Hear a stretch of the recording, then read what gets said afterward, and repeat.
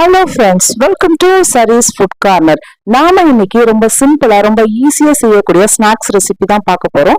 அதுக்கு முன்னாடி எங்க சேனலை இது வரைக்கும் சப்ஸ்கிரைப் பண்ணாதவங்க சப்ஸ்கிரைப் பண்ணிக்கோங்க. பக்கத்துல இருக்கிற அந்த பெல் ஐக்கானும் பிரஸ் பண்ணிக்கோங்க. அப்பதான் நாங்க போற வீடியோ உங்களுக்கு நோட்டிபிகேஷன்ல காட்டும். வாங்க இப்ப வீடியோக்குள்ள போலாம். இதுக்கு நான் 1 கப் அளவுக்கு கோதுமை மாவு, 1 கப் அளவுக்கு மைதா மாவு எடுத்துக்கிட்டு இதுக்கு 2 டேபிள் ஸ்பூன் அளவுக்கு நான் ரவை சேர்த்துக்கிறேன்.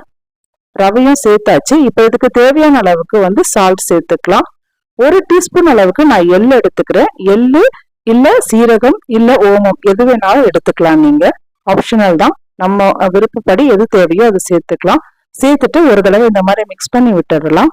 இப்போ ஒரு 3 வரமிளகாய் எடுத்துக்கிறேன். கொஞ்சம் கருவேப்பிலை சேர்த்து இந்த மாதிரி கொருன்னு அரைச்சி அதையும் இதுல சேர்த்துக்கலாம். சேர்த்துட்டு இது எல்லாமே நல்லா மிக்ஸ் பண்ணி விட்டுடலாம். நான் 1 கப் கோதுமை மாவு 1 கப் மைதா மாவு எடுத்திருக்கேன். நீங்க 2 கப் மைதாவும் எடுத்துக்கலாம், இல்ல 2 கப் கோதுமை மாவும் சேர்த்து நீங்க பண்ணலாம். இதுல ஒரு 2 டேபிள் ஸ்பூன் அளவுக்கு நான் எண்ணெய் நல்லா சூடு பண்ணி அதை இந்த மாவுல சேர்த்துக்கிறேன். சேர்த்துட்டு இது நல்லா கலந்து விட்டுக்கலாம். எண்ணெய் இல்ல நெய் எது வேணாலும் சேர்த்துக்கலாம். சேர்த்துட்டு இந்த மாதிரி நல்லா மிக்ஸ் பண்ணி விட்டுக்கோங்க. எல்லா மாவுலயும் ஈவனா ஆயில் ஸ்ப்ரெட் ஆகிற அளவுக்கு நல்லா மிக்ஸ் பண்ணிட்டு இந்த மாதிரி எடுத்து மாவை பிடிக்கும் போது பிடிப்பு வரணும். இப்போ கொஞ்சம் கொஞ்சமா தண்ணி சேர்த்து மாவு நல்லா சப்பாத்தி மாவு பதத்துக்கு பிசைஞ்சிக்கலாம். மாவு ரொம்ப லூஸா இல்லாம கொஞ்சம் டைட்டா பிசைஞ்சிக்கலாம். அப்பதான் கிறிஸ்பியா உங்களுக்கு கிடைக்கும். இது காரமாவும் செய்யலாம், இல்ல ஸ்வீட்டா கூட செய்யலாம். நம்ம சேர்த்த இந்த மிளகாய், கருவேப்பிலை இதெல்லாம் ஸ்கிப் பண்ணிட்டு நீங்க இதுல சுகரோ இல்ல வெல்லமோ சேர்த்து கூட நீங்க பண்ணலாம். அதுவும் ரொம்பவே நல்லா இருக்கும். இந்த மாதிரி நல்லா மாவை நல்லா பிசைஞ்சியாச்சு. இப்போ இதுல கொஞ்சமா ஆயில் விட்டுக்கலாம். மாவு காயாம இருக்கிறதுக்காக ஒரு 1/2 டீஸ்பூன் அளவுக்கு ஆயில் விட்டுட்டு ஜஸ்ட் நல்லா ஸ்ப்ரெட் பண்ணிட்டு இதை ஒரு மூடி போட்டு மூடி ஒரு 10 நிமிஷம் அளவுக்கு மூடி வச்சிடலாம். அப்படியே ஊறட்டும், மாவு இருக்கட்டும். இப்போ 10 நிமிஷம் கழிச்சு நம்ம மாவு எடுத்து ஒரு தடவை மாவை நல்லா பிசைஞ்சிடலாம். பிசைஞ்சிட்டு இதை 4 இதுவா பிரிச்சிடலாம். பிரிச்சுட்டு மீதி எல்லாமே எடுத்து வச்சுட்டு ஒரு பால் மட்டும் எடுத்துக்கலாம். எடுத்துட்டு இதை எந்த அளவுக்கு முடியுமோ அந்த அளவுக்கு தின்னா நீங்க ஸ்ப்ரெட் பண்ணுங்க. இது திரட்டும் போது ஒட்டுற மாதிரி இருந்தா மேல மைதா இல்ல கோதுமை மாவு லைட்டா தெளிச்சு நல்லா தின்னா ஸ்ப்ரெட் பண்ணிக்கோங்க.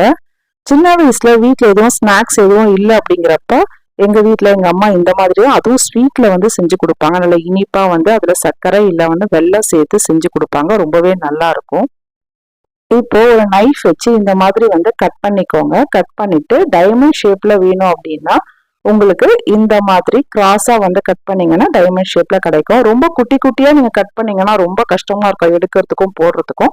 கொஞ்சம் பெருசா இருந்தா உங்களுக்கு நல்லா இருக்கும். சிப்ஸ் மாதிரி நல்லா இருக்கும் உங்களுக்கு.